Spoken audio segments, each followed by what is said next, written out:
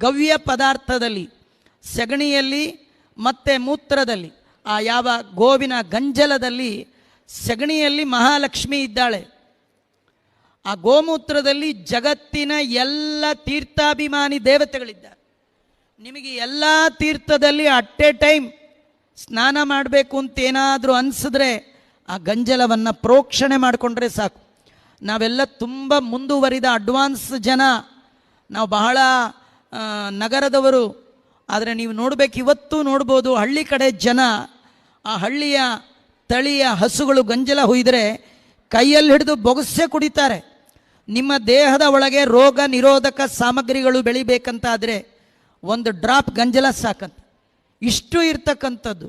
ಎಂಥ ರೋಗ ರುಜಿನಗಳಿದ್ರೂ ಕೂಡ ಅದನ್ನು ಪರಿಹಾರ ಮಾಡುವ ತಾಕತ್ತು ಗೋವಿಗಿದೆ ಅಂತ ಹೇಳ್ತಾ ಇದ್ದಾರೆ.